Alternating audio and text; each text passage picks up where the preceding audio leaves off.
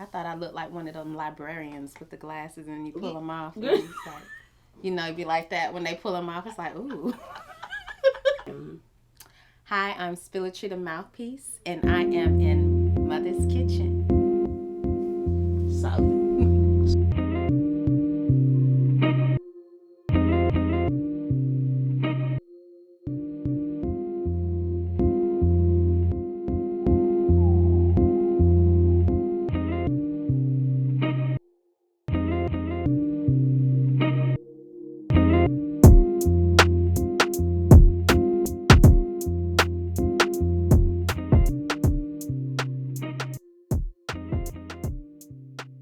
Tell me a little bit about your art and work. Spilletry TheMouthpiece, I started off as a spoken word artist, but I feel that I have grown since then. I guess I would call myself a creative arts culturalist is who I feel I am now, because it's all inclusive. Anything that has to do with the arts, I gravitate towards. You know, I dabble in dance. I've done that. I've done choreography. I've taught choreography. I've done a little bit of acting. I've modeled. I've written songs. You know, do poetry. I'm working on a script now, working on a book, you know, so all of it, anything that encompasses the arts. I do draw, you know, I write. I've been doing drawing, I think, since I was a little kid. I think that was my first introduction to the arts, drawing, you know.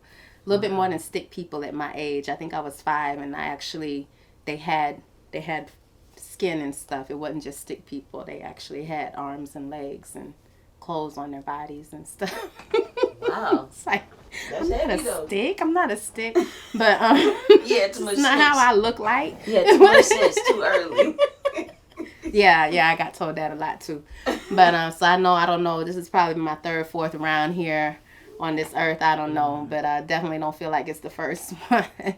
But yeah, that's who Spilletry is. I love the arts, anything that has to do with it. And Spilletry actually stands for my life spilling out in the form of poetry. So I feel like I'm an eclectic soul. So I'm going to give you poetic vibes in whatever I do. And I love music. Didn't get the gift of singing. If you notice, I didn't mention that when I talked about the creative arts. I'm not a singer. I can be background. I'll harmonize with you, but don't put me on lead mic. You don't want to do that, you know. And that's cool because I know my place. I'm good. So, but I do write songs and I love music, and so because of my love of music and my love of poetry, I found, I think, a good way to kind of fit them both together, and it's a good way to showcase who I am. So, what is... Well, I'm going to ask you this because I ask everyone this. What do you feel like your purpose, your divine purpose here is? I'm going to say the word that comes, what first word that came to me is, I feel like I'm an oracle. I really do. I feel like I have insight and understanding, which is something that I've carried with me for a long time. From the older people, they always tell me I'm an old soul. I think I was born with an amount of wisdom with me, and I had to learn how to walk in that, you know, to appreciate it and to be humble. Being humble is the key, but I really feel like I'm an oracle. I feel like I'm here to speak life into people. I see people not as they are, but how I feel Creator designed for them to be. And that has been my downfall too in my personal life. But when I think of people in general, when I see you, I always see you at your best, even if you don't see it. And I feel like my purpose is to call out those things that I see, as well as challenge you by showing you the things that are hindering you from getting to that place that you desire or want to be. So I feel like I'm there to speak life, to provoke, to engage, to wake those things up in you, challenge you to come into your own, you know. So I am the mouthpiece. I say all the time, creator is a spoken word. I'm just the mouthpiece. So I'm here to put it before you. You'll never be able to say, if you ever come to one of my shows or if you have a conversation with me, you're never going to be able to say, I didn't know. You're going to know something when we get done talking, because I just have that great compassion and love for people that I feel like leaves me open, that portal open for me to hear what creator has to say and be able to ignite it and encourage you. It's not even coming from a place of, I won't say Christianity, it's just coming from a place of spiritualism and love, you know, is how I flow, you know. So I'm just going to give you that encouragement and give you that love and tell you where, hey, if you keep doing the same thing you've always done, we might need to flip it up, because you're the only common denominator in that situation. All these situations keep happening, but you're the only one who's the same. So maybe we need to tweak some things a little here and there. Not saying you're a bad person, not at all. But we need to take a look at self and face the person that you see in that mirror, you know. And I challenge people to do that, you know. And it started with me. So that's how I have the confidence to be able to do it. Because you got a lot of people who talk and can point out everything and everybody else. But are you willing to look at yourself? So I stay looking at myself. I stay humble and I stay teachable, because to have that type of mantle, if you would call it, a purposeful mantle of being an oracle or a person who speaks life into people, you have to yourself demonstrate that in how you walk and live your life. That's how I feel. I don't want to be hypocritical. And, you know, I'm thankful for the work, though. I'm thankful to be able to do my craft, do what I love to do. And doing it more on a regular basis, you know. My love for it has grown. I get up thinking about it. I go to sleep thinking about it, and not in a way where it's a task or like, oh, my to-do list, but I enjoy it so much. I can't wait to get back to it, you know. Artists, you know, I believe in the power of words. Words to me are kind of like spells. You can speak blessings or curses, you know, and it's the reason why they call it spelling, you know, spells, you know. Let's say people who want to talk about, oh, we don't do spells. Yes, we do spells every day, sweetheart. When we speak, we're speaking. Those are spells, you know. Well, Grammar. God spoke. Right. He spoke. He spoke it, and it became. Yes. So yeah. So yes. So that is the part. It's okay. We're not. It's all on your intentions. I feel it's all on your intentions. So it's okay. We can speak blessings. We can speak curses. We can speak into existence what we want to become. You know. And so words are important, because those words. And the reason I say this is from experience. I had to speak myself up under the muck and the mire. I had to pull myself up out the mud. And what pulled me out were words. You can give a person a hug, that's great. But I need something that's going to be lasting, and words are long lasting. Those same words that made me feel like I wasn't good enough, when I turned those words around into something positive, those words are what pulled me up out of the place of heaviness and depression that I was in. So that's why words are so important to me. And in music as well, because when you hear, like what in the Bible I said, what David played the harp to soothe Saul's mind, because he was, you know, in a bad place. And when he played the harp, it calmed and soothed him. Even in the world of psychology, which I am in the world of psychology, I'm a counselor, they talk about how when a person has anxiety and stress and depression, putting on music helps to soothe them and bring them up out of that. So music is important and words are important. So I'm like, hey, why not take the two and marry them together? The message, the music, the mix. That's it. And that's what Spilletry is all about. They're really good. It's not overpowering for those of you guys that might think ginger is too strong. Doesn't overpower at all. Very nice balance. Reeds, I need you guys to give me a sponsorship. Y'all really should do that. You feel me? Mvthas Kitchen. Because I always have these here. They're very good. They really are, and I vouch for that too. Spilletry TheMouthpiece. You might hear me. Hear me. Yeah. Wow. I love that. Yeah. So, where's Spilletry from? Originally, I am from Bronx, New York. Yeah, that's my home. I was born there. My mother has lived pretty much her whole life in New York growing up.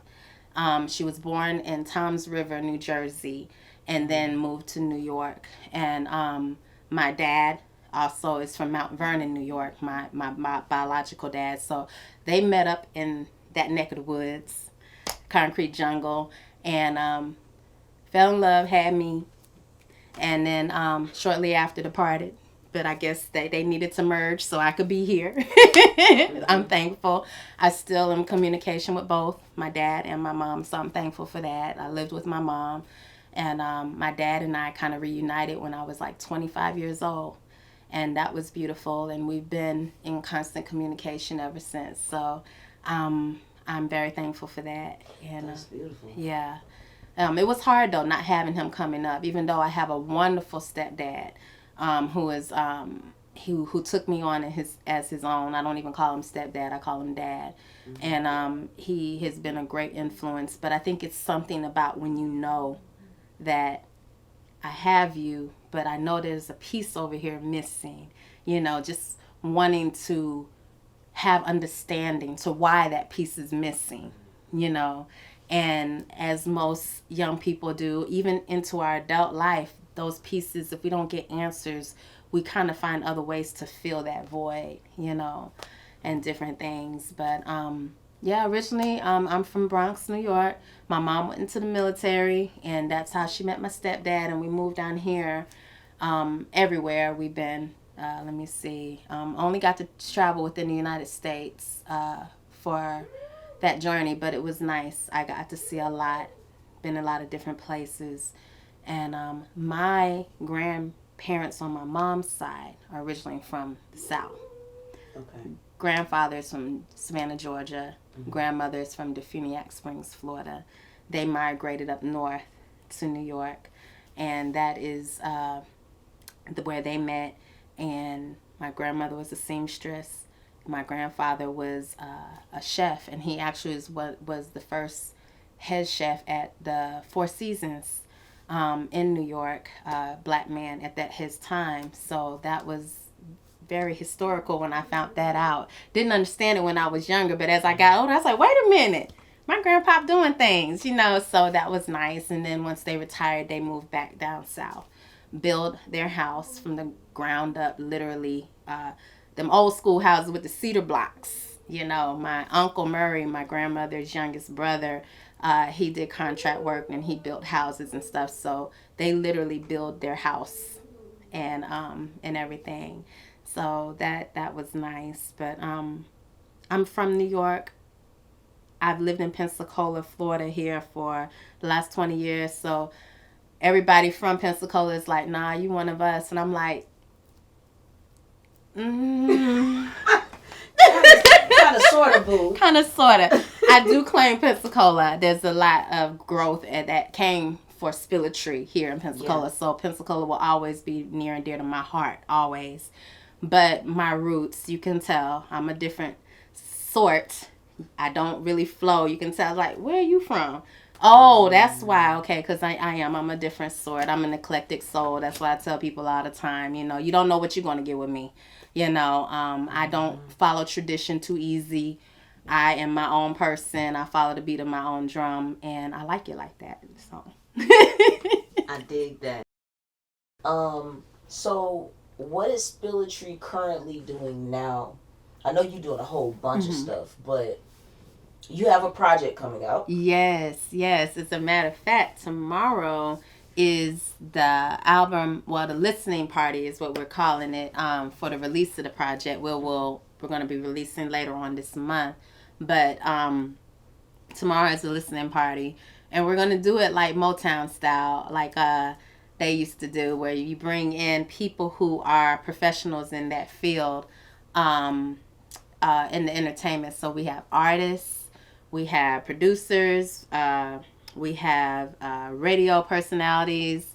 We have DJs, all of those who are in that field, that genre, to give their expert opinion on what they think about the project. And then we're opening it up to the public so we can get the audience, the public, their opinion of my project too. So it's exciting. This is my first one. It's been a while in the works, but it's finally happening, and I'm so excited. And it's a great group of people that are on the project. May I say, Mvtha Cvla is on the project. So happy. Very first song that you hear on the release will be her and myself collabing together. You guys are gonna love it. It's called My Purpose, My Call, My Life. The whole project is called My Purpose, My Call, My Life, the prelude to Journey Back to Me. So 6 songs, very impactful, all of them from beginning to the end, and it kind of tells the story. I encourage people to listen to it in order. You're going to have your favorite ones, I'm sure, but if you want to get the whole perspective of the project, listen to it in order from the first to the final track, and it really speaks to how I came out of that muck and mire that we talked about, that mud, and came into my own being and getting comfortable in my skin, being who I am. And at the same time, I really couldn't even embrace myself as an artist until I really fell in love with myself as a person, because I'm her before I'm the artist. And I had to fall in love with myself and come to terms with that, deal with some issues there for me to really embrace myself as Spilletry TheMouthpiece, and what my purpose is as an artist, to walk in it. So these 6 pieces are very influential to me becoming who I am. That is so cool. Yeah. I'm so happy to be on the project. I'm excited to watch your growth. Yeah. You know? Because I've been waiting on some work from you. I'm like, been okay, a while. When she gonna drop me something like that I can go and really, go and vibe to. I experienced you live, but I just definitely wanted that, to put in my playlist, on a regular basis, and to be a part of that is even more exhilarating. Yeah, because it's a birthing process. Oh yes, definitely. So definitely knowing that it's been a couple years since we actually talked about it. I know. Wow. Yes. COVID hit us. All type of stuff hit us back to back. It was. We talked once, then it was like a year. Mm-hmm. Then we talked again. Yes. And then COVID hit. And then it's like, okay, well, we got to get through this. Yes. And then, okay, now we're at this spot. Right. So I'm very happy about that. Same. Okay, what would I say to my younger self? Mm-hmm. Okay. The same is kind of true with my younger self. I would say, hang in there, girl. Like, everything comes full circle. It all will make sense one day, but hang in there is what I would say, because that is what I have learned. Like, it's amazing. And I used to look at the older people who would say this, and I would like, but y'all don't understand. Y'all don't get it. Like, why am I having to go through this? This is not fair. What did I do to deserve all of this, And I remember my grandmother, she's still with us. She's 105 years old, lives in, oh my goodness, where is she at now? She moved because she used to live in Mount Vernon, New York by herself. And now she is outside of D.C. with my aunt, Ronnie. She lives outside of D.C. now. And she, I would tell her about things and she'd be like, yeah, okay, it's going to be okay. All right, well, and then I'm like, wait a minute, Grandma, what you mean? But she was always so calm about it. And just, I understand that calm now that she was talking about. It does work out. It does. And so I would tell younger Spilletry, it doesn't make sense now, but you're in the right direction. You're heading in the right direction. Don't give up. Don't lose your hope. Keep going. Keep writing. Keep journaling. keep working on your music because it's all going to come together. It all comes full circle one day. I can dig that. Yeah. What's that Lion King told us? The circle of life. Circle. And that's not even just from the biological standpoint, but really all of it. The circle of life. It all is connected, and it all comes full circle. And it's so beautiful when you're able to see it. It gives you that peace. It's like that moment in the Matrix. I love Matrix. Oh, wow. With Keanu Reeves, the part when he actually, at the end, when he came to the realization of who he was and understanding his purpose, when he looked and he saw the Matrix for what it really was. It's like that. Oh, okay. And he was able to maneuver and operate and do what he needed to do. And then at the end of the movie, you know, he decided he want to fly off and stuff, you know. It's like, that's how I feel. You know, right now it's like, oh, okay, I'm getting it. I'm still learning. I still stay humble and teachable because as long as you breathe and you still learning. But I'm at a place of acceptance where I'm like, okay, I get it now. So that's why I would tell my younger self, just hang in there. Keep going, girl. I dig that. Probably one of my only main other questions that I have is your influences. Oh. Who? I mean, we gather inspiration as creators from everywhere. Yes. But, yes. you know, you have inspiration and then you have influencers. Yes. Yes. So, who would you say are have influenced you on your path? Oh my gosh. Let me see if I can narrow this down. I'm just one of them people. It is because I'm so I stay humble and I learn from anybody. I learn from the squirrels playing in the yard with the nuts and stuff, and they be up there, and I learn from that. I get influence from anything because I just stay like eyes all big like ooh. But let me see, the main influencers in my life, I would have to say definitely both of my grandmothers. They have influenced me differently, but in a way where it has really helped me to embrace who I am. Grandma Edith, she was straight to the point, very blunt, no nonsense type of woman, but she was very loving and very dedicated. But she just didn't put up with nothing. So she taught me that you don't have to put up with what you don't have to put up with. And then my grandmother, Grandma Daisy, the one that's still with us, 105, she taught me how to, you can catch more people with honey than you can vinegar by how you speak, how you talk to them. You can love somebody and cut them down and they won't even know that they're bleeding when they walk away. All on how you say your words. So she's the one I think that helped me to be very influential with wordplay when it comes to my poetry and when it comes to how I relay messages to people and in communication. Never losing my place like Grandma Edith.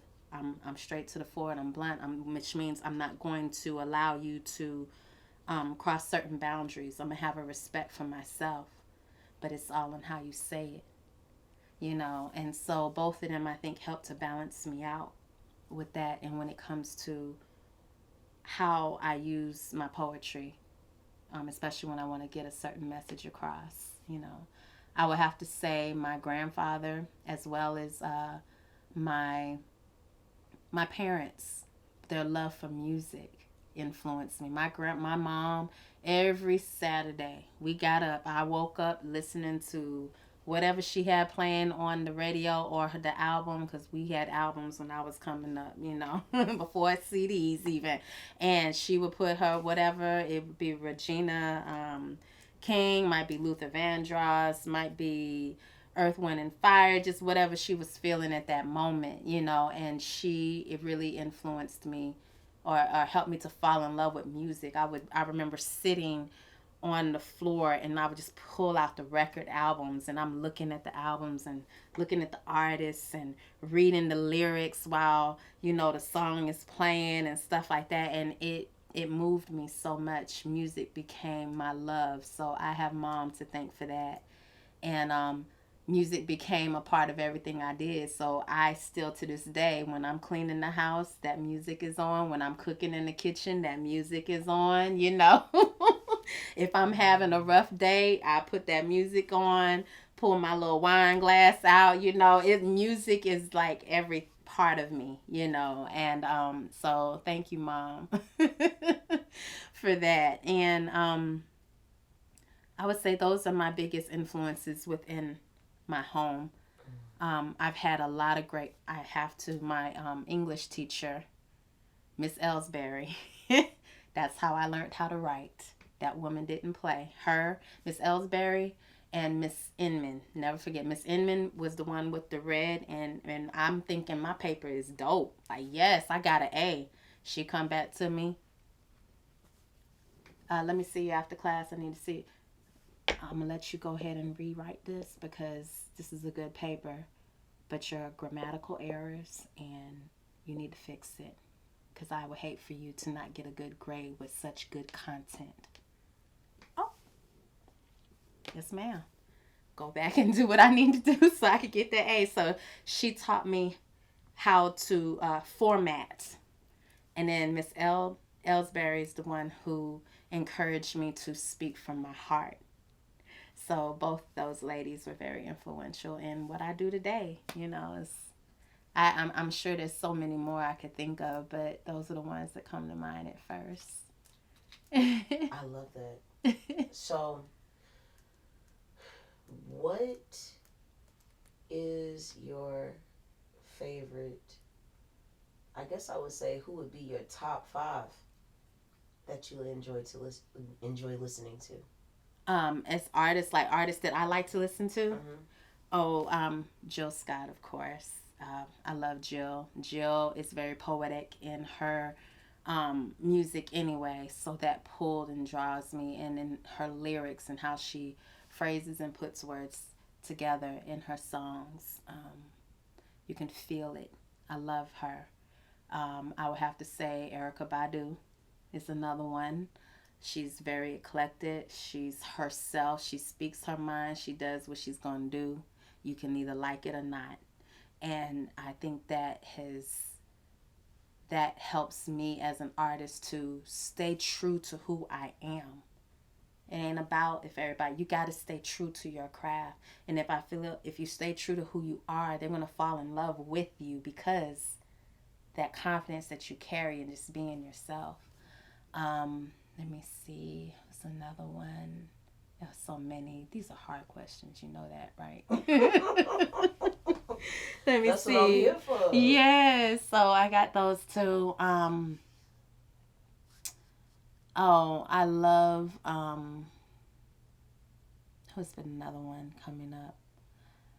I love Janet Jackson. I love Janet because for her flair when it's time to perform, which we know her brother is Michael, but her performance, amazing. And that is, I love how stage presence, I learned that from her is very important. You can sing amazing, but if you don't carry that over into action when you're on the stage, you can lose people. You can lose your audience, because it sounds great on radio, but when you're in front watching them, that stage presence is very important as well. So I used to come home from school when Rhythm Nation, I'm telling my age now, it's all right. I was coming home from school and they would have the videos on, and I literally had her videos memorized. I come out there with my chair, we be sitting on it, and I'm just doing rhythm, like you my mom, girl, did you do your homework? If you don't get up out that, yes ma'am, you know. But I love Janet for that, and I think I know for that she's one of my favorites because of that too. Let me see. Trying to stick with the old and the new. Oh, Sade. I love Sade. Okay, like even to this day, this woman looks like she hasn't aged at all. She is amazing, and she still sings phenomenal. And I still get goosebumps listening to her music. You know, oh my gosh, I love her for her soulfulness and for her just. She makes it so effortless when she sings. You know, and it transcends. Her music has transcended, like, what was that, in the late 80s or whatever she came out, and here it is 2020s, and you still hear her music and feel the same way that you felt back then. And I just love that about her. And I know I'm naming all females, and you didn't ask me to do that, but that's just the way it's going for me. Because I love my there's Luther, you know, I can name him, Frankie Beverly, and there's all of them. But the last one I'm going to say is Anita Baker. Yes. I hear her now with, like, ooh, caught up in the rapture. Yeah, she's just, woo, I love Anita. Like, you can't say that. I just don't, you know, how? You know, she's just so beautiful with it, you know, and I love her. I know you said 5, and that's who I was thinking. I'm going to say one more, only because I love that her life has been her platform, and that's Mary J. Her life has been her platform when it comes to talking about living your life in the public eye, and it transcends through your music. That's real. That's vulnerability. That's a lot, you know. Not too many of us are willing to do that, you know, but she turned what could have been tragic trauma and hurt and pain, and she pushed through with blood, sweat, and tears, and she made so many hits. And I'm pretty sure that wasn't her goal. Ooh, I'm gonna take this and I'm gonna make a hit out of this. But so passionate that it came out, and it came out in her music and how she performed it, you know, and you could feel her, what she was going through. And it's like, you know, everybody always say, when you going through a child, let me throw on some Mary J. And I didn't stay in that place of hurt. It helped push me through to get better, to get out of that place of hurt. So I love her. She's influential. I can relate to her because that's what I strive to do with my poetry. I want it to sound good. I want the words to mean something, but I want the end game for somebody to leave with some type of hope of change, elevation, ready to challenge those fears, whatever they have going on. I want the audience to relate to me. That's what my hope is at the end of everything. Perfect. That's it. Okay. That's it. Thank you so much for coming. Oh, thank you for having me. Absolutely. This has been dope. I'm going to have so much fun chopping up this content, and I can't wait to hear the album. Yes. In totality. I can't wait to put it on my playlist for repeat. You know what I'm saying? Because everybody you said that you love, I do too. Mm-hmm.